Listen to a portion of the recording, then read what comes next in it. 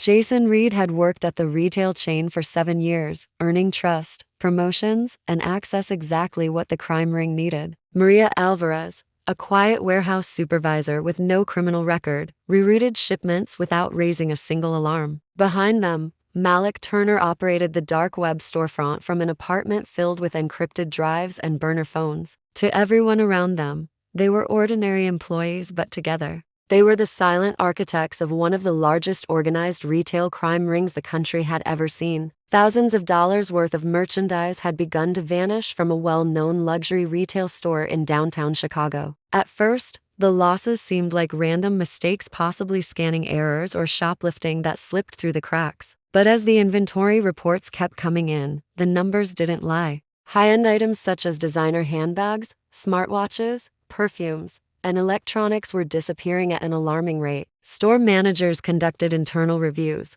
double-checked shift reports, and interrogated the stockroom staff. Security footage was analyzed frame by frame, but nothing appeared out of place. Cameras showed normal foot traffic, no unusual behavior, and employees going about their regular duties. Despite these efforts, the losses increased week after week. What puzzled everyone the most was the clean nature of the thefts. There were no broken locks, no forced doors, and no disabled alarms. Even the most tightly secured storerooms weren't spared. Audits across multiple branches revealed a troubling pattern. The missing items weren't random, they were always high demand, easily resellable products. Management feared it was the work of a professional shoplifting crew, but the sophistication of the operation suggested something far more organized. When the company brought in a private security consultant, his initial assessment confirmed their worst fears. This wasn't petty theft, it was a coordinated operation, and the losses were likely part of a larger, structured scheme. Around the same time, other major retailers in nearby cities began reporting similar issues. Products were vanishing without a trace. Different companies, different chains, but the same kind of losses. There were no signs of traditional break-ins, and the stolen items were always expensive, portable, and in demand. Word started to spread in the retail security community that something bigger was at play. Local police departments opened cases, but the lack of physical evidence made it difficult to proceed. With no fingerprints, no clear suspects, and no footage of any wrongdoing, investigators hit dead ends repeatedly. Pressure mounted from corporate offices demanding answers. Insurance companies began raising red flags, and employees found themselves under increased scrutiny. But none of the measures taken brought any results. It was like the merchandise was vanishing into thin air. As losses crossed the $1 million mark, federal authorities were finally called in to investigate. They began to suspect that what they were dealing with wasn't just theft, it was the work of a highly organized retail crime ring operating right under everyone's nose. The breakthrough the investigators desperately needed came from a small mistake the criminals hadn't anticipated. A newly installed hidden tracker, embedded inside the packaging of a luxury smartwatch, was activated the moment the item left the store. Instead of following the expected retail route, the signal traveled far beyond city limits and eventually stopped at a nondescript storage facility located in a quiet industrial zone 50 miles outside Chicago. The building looked abandoned, no signage, no active businesses nearby, and surveillance cameras pointed downward, likely disconnected or fake. A team of agents conducted a covert operation and managed to secure a search warrant within days. When authorities entered the facility, they were stunned by what they found. Floor-to-ceiling racks were filled with unopened boxes from various major retailers. Thousands of stolen goods were neatly organized, labeled by type and value. It was a stockroom that rivaled legitimate distribution centers, complete with scanners, packaging materials, and fake invoices. The discovery confirmed that this was no random theft, it was a systematic operation functioning like a full-scale logistics hub for stolen merchandise. Several of the packages still had retail tags and anti-theft labels intact, indicating they had never even passed through a point-of-sale system.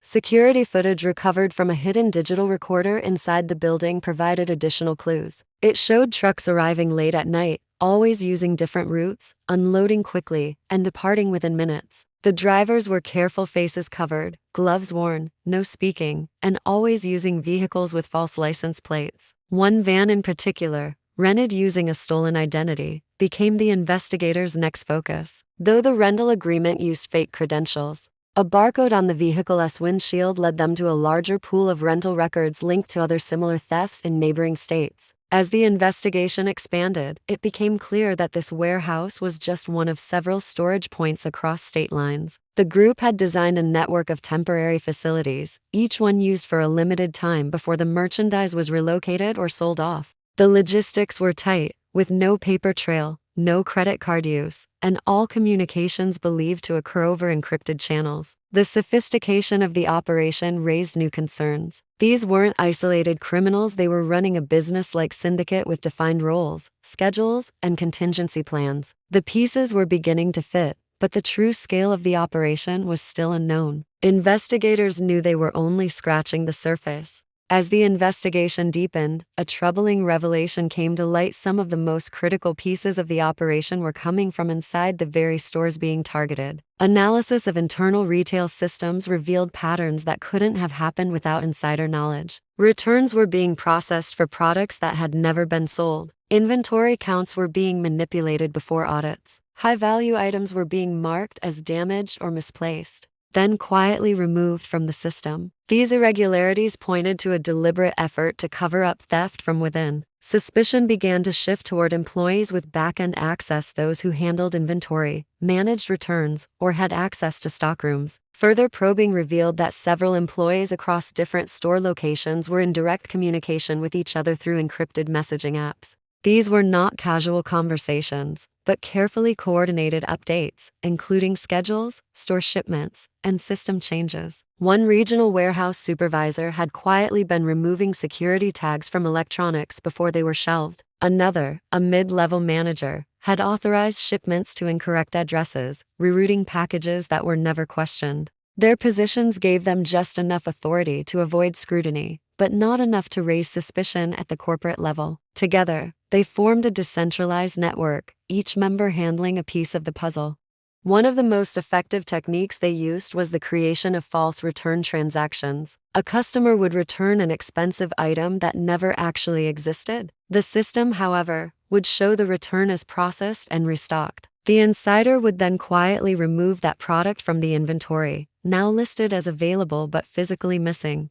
This tactic allowed the group to launder stolen merchandise through legitimate channels without raising red flags. It was clever, invisible to routine checks, and used across multiple locations to avoid detection. The insiders were not career criminals. Many had clean records. Some even had years of loyal service with glowing reviews. They had been recruited carefully, often through personal connections or financial desperation. Promised large payouts. They agreed to simple tasks that grew more complex over time. A few who tried to leave were threatened or blackmailed with evidence of their involvement. The crime ring thrived on loyalty and silence. By the time law enforcement uncovered the web of insiders, the operation had already siphoned millions in merchandise. The illusion of random theft had shattered. The real threat had been embedded within the system all along, hidden in plain sight. The digital trail eventually led investigators into the hidden world of the dark web, where the stolen merchandise was being sold under encrypted listings. It was a shadow marketplace, invisible to regular internet users, accessible only through specialized browsers and invite-only forums. Here,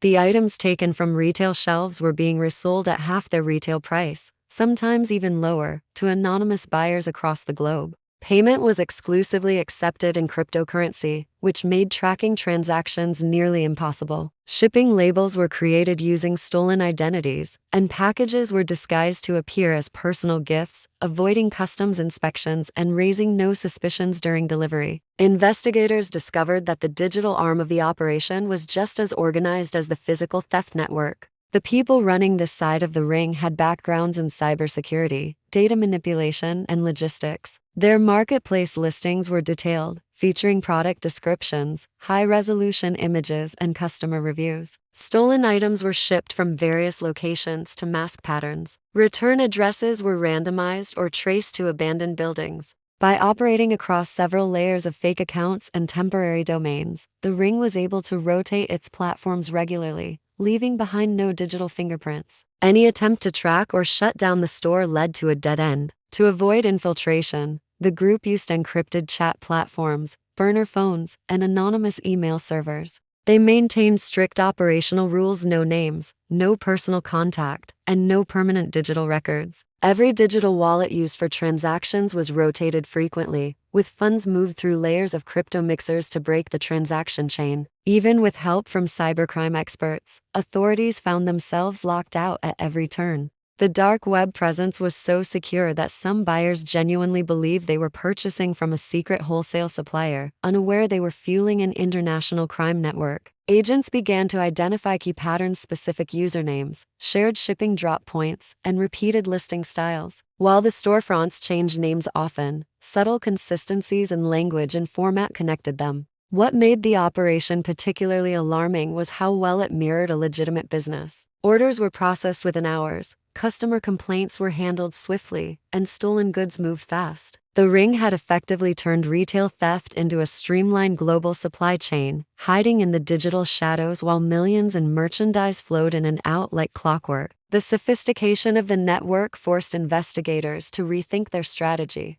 It wasn't just about catching thieves, it was about dismantling a criminal enterprise that had mastered both the physical and digital worlds. The turning point in the investigation came unexpectedly when a former member of the ring, arrested on unrelated fraud charges, offered crucial information in exchange for leniency. His cooperation peeled back the final layer of secrecy surrounding the operation. He described the ring's structure in detail, how it operated like a business, with a chain of command, compartmentalized roles, and a strict set of rules. He identified key warehouses, digital handlers, and even the communication protocols used to stay hidden. More importantly, he provided names, addresses, and patterns of activity that law enforcement had failed to connect. His information linked the retail thefts to the dark web sales and confirmed that the operation stretched across multiple states and even into Canada and Mexico. With this intel, a multi-agency task force coordinated simultaneous raids across 5 states. In the early hours of the morning, federal agents, local police, and cybercrime units stormed warehouses, homes, and staging areas. Over 30 suspects were arrested in the operation,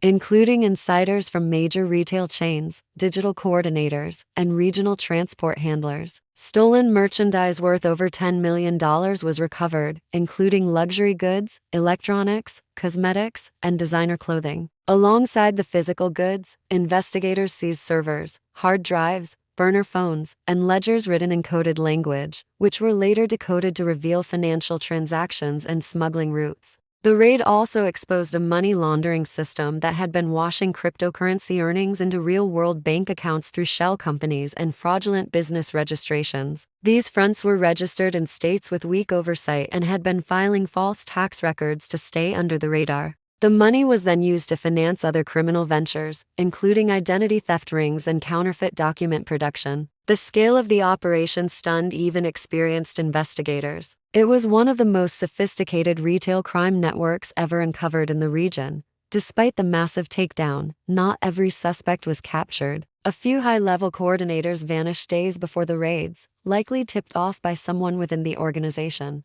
International warrants were issued, but their whereabouts remain unknown. Meanwhile, retail chains began overhauling their internal security systems, investing in new tracking technologies, and tightening employee access. The case served as a wake-up call to the entire industry. What had seemed like isolated incidents of theft turned out to be part of a vast, coordinated criminal enterprise. The arrests marked a major victory, but also a chilling reminder that in the shadows of everyday commerce, organized crime can thrive undetected.